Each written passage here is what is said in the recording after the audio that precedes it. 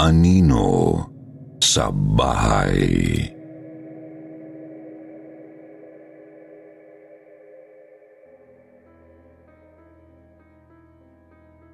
Good day po, Sir Jupiter. Ako si Roxanne. Gusto ko lang po sanang mag-share ng kwento tungkol sa mga naranasan kong pagpaparamdam ng mga kakaibang nilalang. Hindi na po kasi talaga ako pinapatulog ng mga nagpapakita sa akin, kaya minabuti kong ikwento na lang.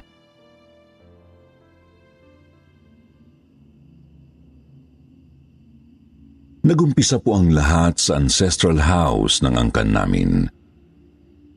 Eldest sister ko po ang unang nakaranas ng di maipaliwanag na kababalaghan. Noong lumipat po kasi kami rito sa Bacoor, Cavite, tuwing hapon ay nararamdaman niyang palaging may nakasunod sa kanya. Umabot pa nga po sa punto na palagi na siyang nilalagnat.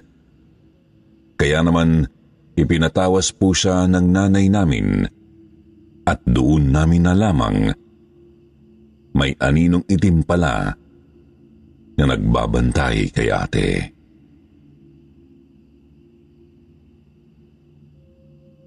Matagal na raw pong nasa bahay namin ang nasabing anino. Kahit nga po ang mga bisita namin ay pinagpaparamdaman na rin ito. Halimbawa na lang po, kinikilabutan yung ibang bisita kapag nagbabanyo sa amin. Tsaka sila nagkikwento kapag papauwi na. At sinasabi nilang parang may humahawak daw na malamig na kamay sa kanilang buhok at batok.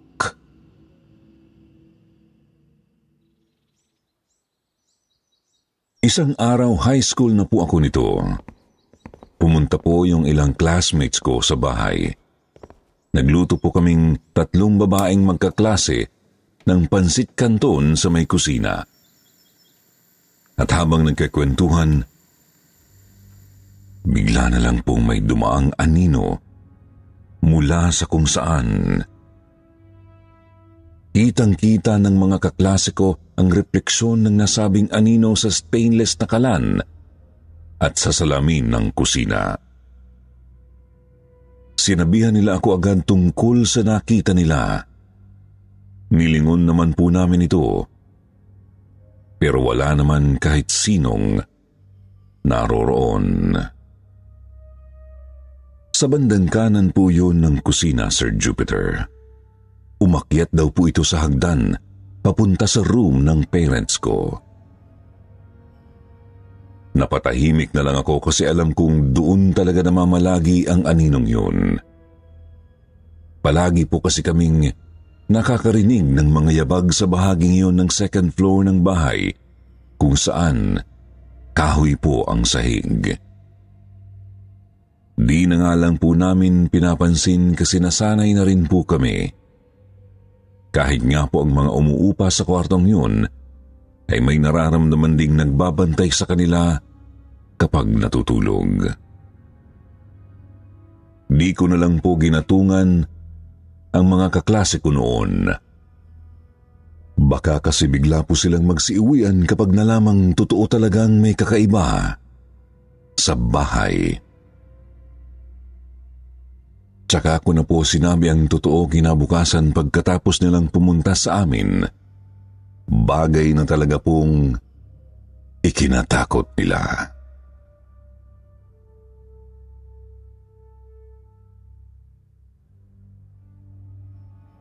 Sunod ko naman pong ikinwento ang nangyari sa mga kapatid at magulang ko.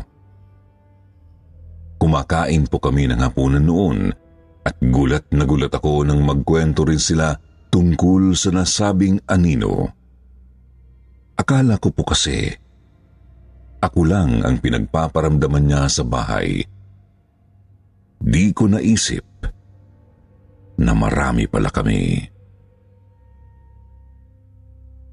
Isa po sa mga nalaman ko ay ang naranasan ng ate ko habang buntis pa siya.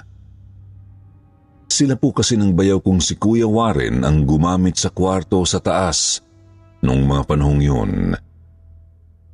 Nagtaka raw po si ate habang nakahiga sa loob ng kulambo. Naramdaman daw po kasi niyang may humihila sa kulambong nakaipit sa kutson.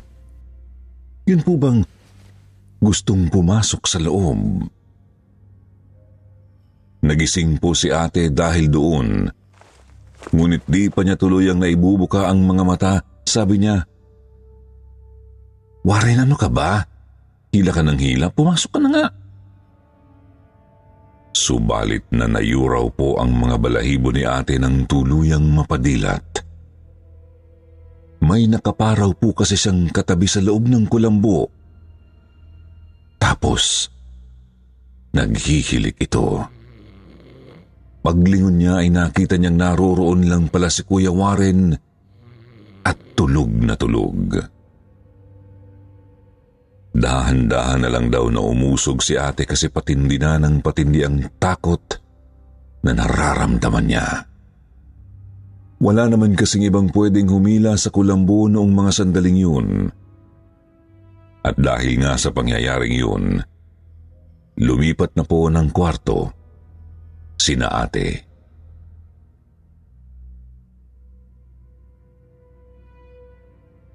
Hindi nga lang po talaga natapos ang mga pagpaparamdam kasi pati ang ikatlong kapatid namin ay may kakaiba ring karanasan.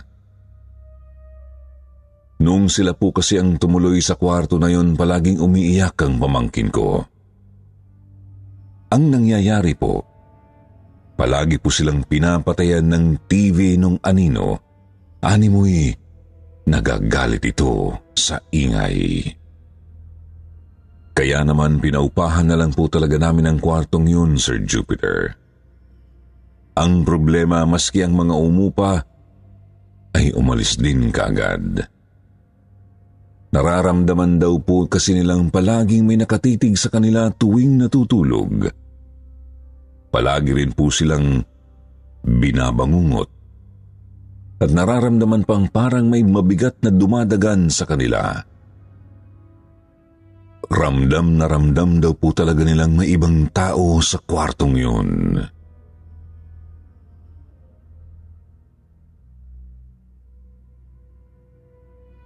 One time din po hindi pa ayos ang kisame ng kwartong yun. Palagi raw po silang nakakakita ng isang pusa. Nakatingin daw po ito sa kanila kapag naaaalimpungatan sila tuwing 3:00 ng madaling araw. Ang mga yun ang nagtulak sa kanilang umalis na agad kasi hindi na po talaga nila kaya ang kilabot.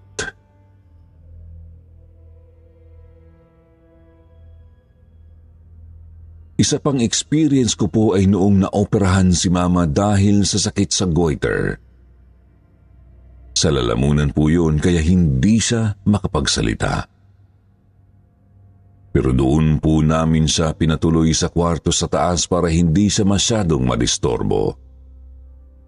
Binilhan na lang namin siya ng parang doorbell o buzzer. Pipindutin lang niya yun kung sakaling may kailangan. Hindi po kasi siya makasigaw para tawagin kami. Tapos ito na po. Nasa baba kami ng mga kamag-anak ko noon. Narinig ko na tumunog yung doorbell. Pumunta agad ako sa may hagdan at pasigaw na sinabihan si Mama na paakyat na ako. Ang kaso, nanayo ang mga balahibo ko nang makarating sa kwarto kasi wala pong tao roon. Bagamat naroroon naman ang pindutan. Nasa baba po pala talaga silang lahat. Nakatambay sa may garahe. Kasama po nila si Mama. Dali-dali akong kumaripas pababa at tinanong sila kung sino ang pumindot ng doorbell. Nasa isip ko rin kasi na baka pinagtitripan lang ako ng mga kapatid ko. Pero hindi po eh. Maski sila po nagtaka at nagkatinginan pa nga. Kaya naman umakyat po kami ng mga kapatid ko sa taas kahit takot Nagkunyari akong matapang at nagtanong kung ano bang gusto ng kung sino. Tinanong ko kung bakit ba niya kami tinatakot. Subalit nahintakutan kami nang bigla na lamang tumunog ang doorbell, Sir Jupiter. Takang-taka talaga kami kasi bagong bili lang yun eh. Wala talagang depekto yun. Ang ginawa namin, tinanggal na lang namin yun sa saksakan at itinago. Hindi na po namin ginamit ulit at nang hindi na magkatakutan.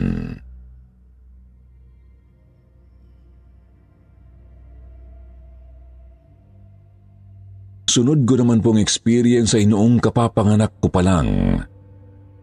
Hindi po ako makatulog kaya naisip kong labhan muna ang baru-baruan ng baby ko. Lahat ng mga tao sa bahay ay tulog na po. Ako na lang ang gising dahil sa insomnia at dahil na rin sa pagbabantay sa baby ko. Naka-headset po ako para mabuhayan kahit papaano. Tapos naisip kong sa banyo na maglaba. Nagulat po ako kasi bigla kong naramdamang may dumaan na napakabilis sa labas ng banyo. Sa takot ko na isara ko ng biglaan ang pinto ng banyo tapos pinilit ko na lang na hindi pansinin. Alam ko na po kasing may kakaiba talaga sa bahay eh. Tapos katapat pa ng banyo ang hagdan papunta sa taas.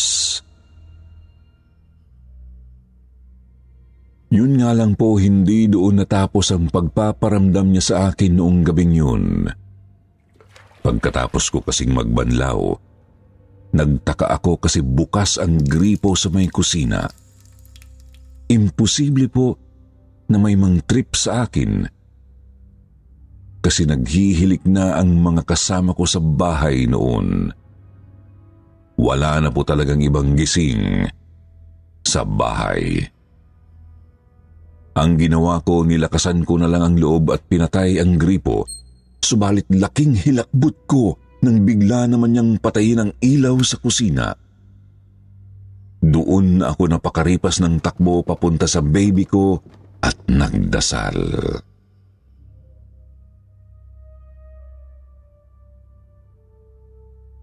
Isa pang hindi ko malilimutan karanasan ay noong nagtatrabaho pa ako sa isang fast food chain. Nagkayayaan po ng inuman sa bahay noon. At 2:00 na ng madaling araw kami nakarating. Closing team po kasi kami. Sa gitna ng inuman namin, sinabi ng isang kasama ko na may lalaki raw sa ilalim ng hagdan sa may kusina. Sabi ko naman, baka si tatay, kasi 5:00 na ng madaling araw yun at aalis para pumasok sa trabaho. Subalit pinuntahan ko pa rin ang kusina para makasigurado. At nagtaka ako nang walang makitang kahit sino roon. Naisip ko agad na baka nagpaparamdam na naman ng kakaibang anino. 2 beses pa nga po kasi tinuturo siya ng isang kasama ko. Pagkatapos bigla na lang silang nagkayayaang umuwi. Tinapat naman po ako ng mga kasama ko na talagang nakakakilabot daw sa pakiramdam ang bahay namin. Hindi naman po ako na-offend kasi totoo naman po at di ko naman po sila masisisi.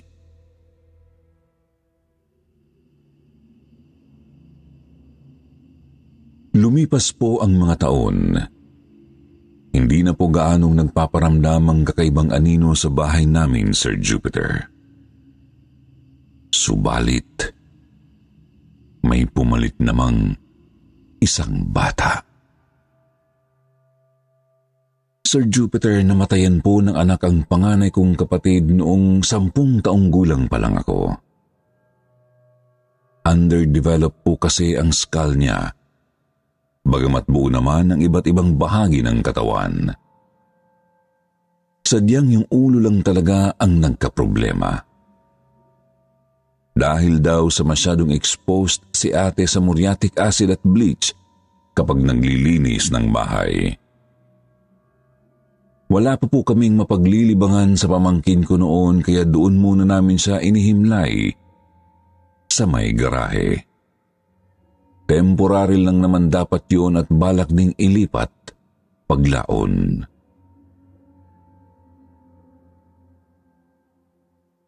Noong panahong kakalibing pa lang sa pamangkin ko, wala naman pong kakaibang paramdam ng isang batang multo. Subalit nagsimula po ito makalipas ang maraming taon. Yung isang kapatid ko po ang nagkukwento. Palagi raw silang may nakikitang batang tumatakbo papaakyat ng hagdan. Naisip naming baka yun nga ang pamangkin ko. Doon po kasi ang kwarto ng panganay kong ate noong pinagbubuntis niya ang bata. Naisip din po namin baka naaswang si ate noon at yun talaga ang totoong dahilan ng pagkamatay ni baby.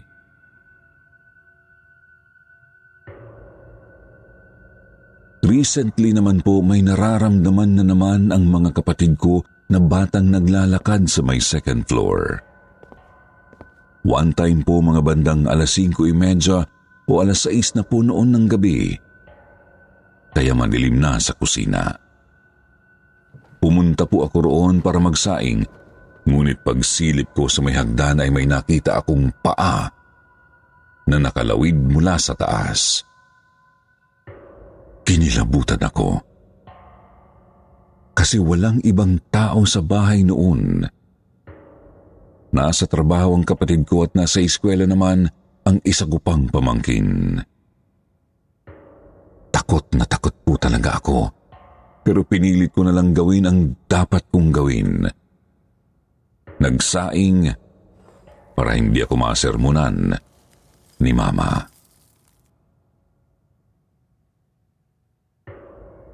Sunod naman po ay nangyari nang minsang pumunta rito sa bahay yung bayaw ko. Siya po ang nag-drive sa kotse ng father ko at pinark niya ito sa may garahe. Nakatambay po kami ng isa ko pang kapatid noon sa may labas ng bahay kaya nakita namin ang isang bata sa likod ng sasakyan. Akala po namin yun yung second child ni na ate na si Luis kasi nasa ganoong mga edad yung nakita namin. Naroroon lang ito sa may likod ng driver's seat. Pagkababa ng bayaw ko, tinanong namin siya agad kung nasaan si Luis, pero sinabi niyang naroon daw ito sa bahay nila. Wala raw siyang kasama sa sasakyan. Nagkatinginan naman kami ng kapatid ko kasi pareho naming nakita yung bata sa may likod ng sasakyan.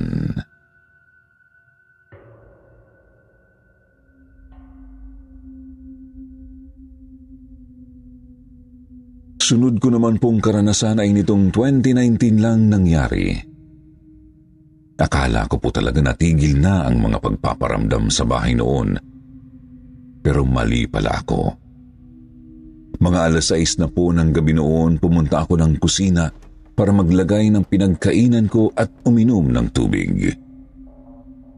Medyo kinilabutan ako nang makita kong may bata na nagtatago sa isa sa mga upuan doon. Yun po yung tipo ng upuang gawa sa nara, tapos sobrang luma na.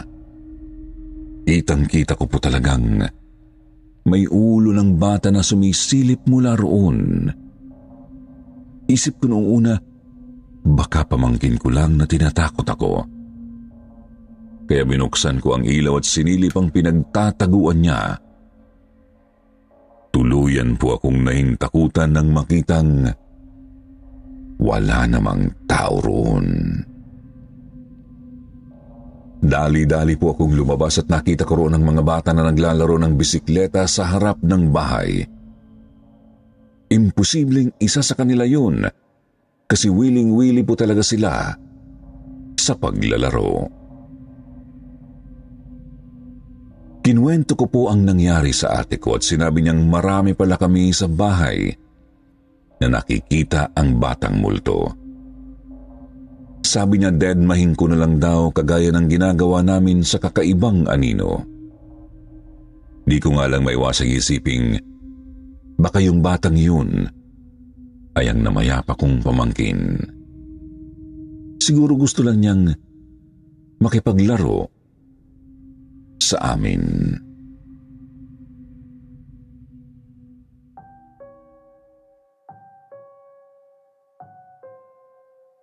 Sir Jupiter, hanggang dito na lang po muna ang kwento ko. Sa susunod siguro ibabahagi ko naman ang mga kakilakilabot na pangyayari sa bahay namin ng asawa ko. Ayaw nga pong dumalaw dito ng mga kamag-anak ko kasi may nangangalabit pag natutulog sila. Ginagalaw din ang mga upuan at ibang mga bagay-bagay. Ipaalala ko na lang din po, huwag nating kalimutang ipagdasal ang mga kaluluwa at mga multo. Mas maigi kasing sa Diyos tayo kumapit kasi siya ang nakakaalam kung paano mapapatahimik ang mga ligaw na espiritu. God bless po. Team Sitio Bangungot.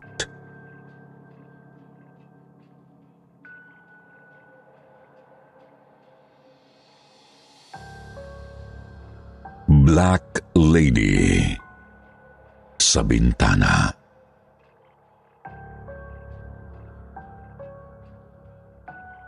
Hello, Sir Jupiter.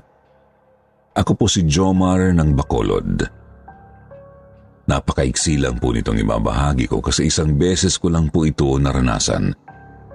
Pero sobrang kilabot po ang idinulot nito sa akin kaya't hinding-hindi ko ito malilimutan kailanman. Naalala ko, 2008 po noon at 13 years old naman ako. Nasa bahay ako ng pinsan kong tawagin na lang nating si Larry. Nakipaglaro kasi ako ng baseball sa kanya tapos hindi na ako nakauwi agad ng umulan. Kaya naman tinawagan na lang ni na Tito ang mama ko para magpaalam na doon na muna ako magpalipas ng gabi. Pumayag naman sila mama kasi madalas ko naman yung ginagawa. Close po kasi talaga kami ng pinsan ko. Sa pagkakataong yun, may bagong lipat po sa mismong katabing bahay ni na Larry. Mag-asawang matanda raw, tapos walang mga anak. Tinanong ko naman si Larry kung okay lang ba ang bago nilang kapitbahay, pero hindi po siya makasagot ng diretso. Binaliwala ko na lang din lalo't hindi naman ako lumaking tsismoso.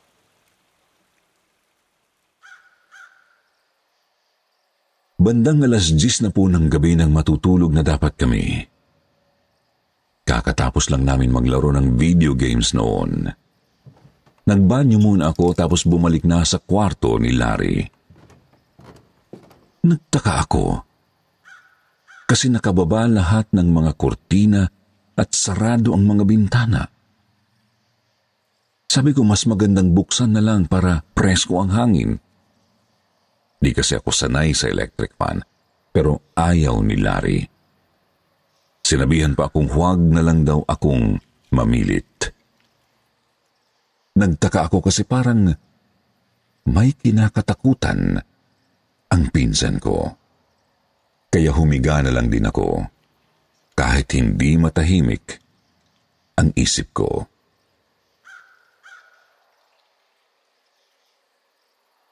Mga 1 oras ang lumipas, gising pa rin ako. Bumangon muna ako para uminom ng tubig. Bumalik sa kwarto at napadako ang tingin sa isa sa mga bintana. Yun po yung bintana na nakaharap sa bahay na may bagong lipat. Napansin ko kasing parang may nakatayo sa labas nito. Di ko nga lang alam kung sino dahil nga sarado ang bintana. Gayunpaman kinutuban po ako. Tiningnan ko ang pinsan ko. Nang masiguro kong tulog naman siya, dahan-dahan ko pong binuksan ang bintana tsaka sumilip. Sir Jupiter, nabulunan ako sa nakita ko. Gusto kong sumigaw pero walang tunog na lumalabas sa lalamunan ko. Sa labas po kasi ng bintana, may isang babaeng nakatayo. Kulay itim ang buo niyang katawan, pati ang mahaba niyang bestida.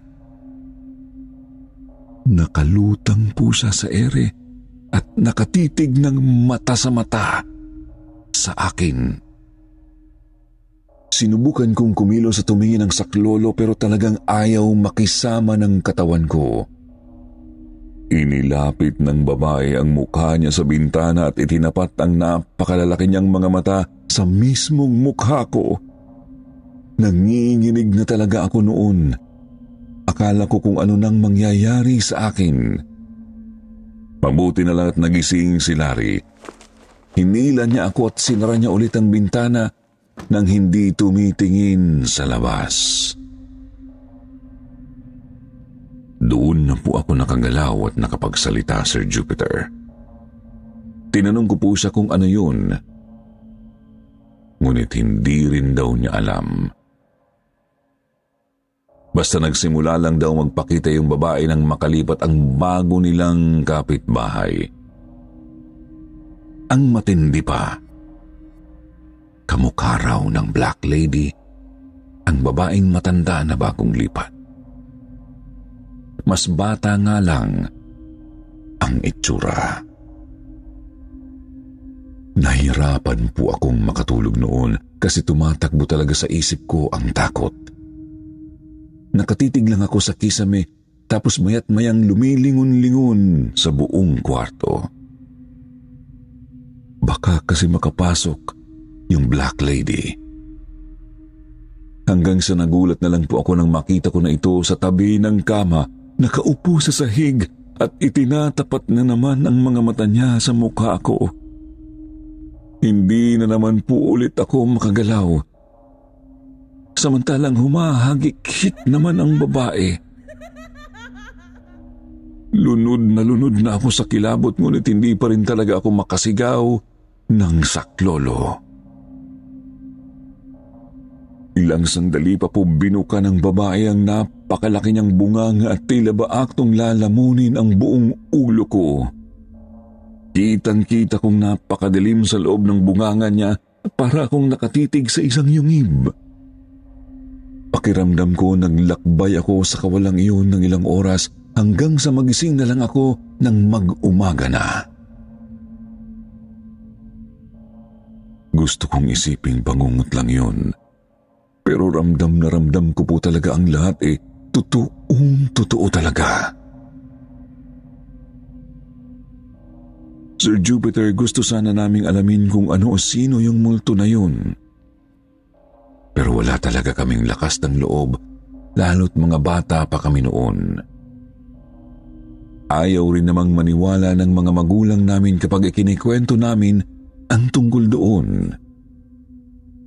Kaya hindi na muna ako nagpalipas ng gabi ulit kina Larry. Siya pa nga po ang napapadalas na magpunta sa amin. Sabi niya natigil lang daw ang pagpapakita ng babae nang mamatay ang matandang babae sa kapitbahay. Kung ano man ang babaeng yun, hindi pa rin po namin alam.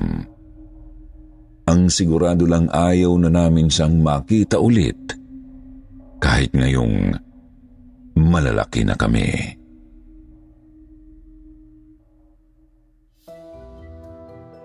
At ito na ulit ang inyong paboritong Shoutout portion. Shoutout kay Lani Gagarin, kay Jocelyn de Guzman, Herminia Pascual, Tessa Aguilar, Aki Zen, Bad Boy, Gen 373, Ben Cabrera, Dara Navi Forever at sa lahat ng Sitio Bangungot Team. Basahin naman natin ang ilan sa pinakamagandang comment mula kina Ann Ortiz at Dara Navi Forever. Sabi ni Ann Ortiz, sobrang ganda ng mga kwento dito. Hindi nakakaboring pakinggan kaya naman palagi ako dito sa Sitio Bangungot at Kwentong Takip Silim. Nakakaaliw talaga. Di mo mamamalayan na tapos na yung mga gawaing bahay mo habang nakikinig dito. Salamat po sa walang sawang pagnanarrate niyo po ng mga kwentong katatakutan na kinapupulutan ng aral at minsan nakakatawa din po. Happy Bear Months po sa inyong lahat at pabati na din po sa Belio and Flojo family. Salamat po.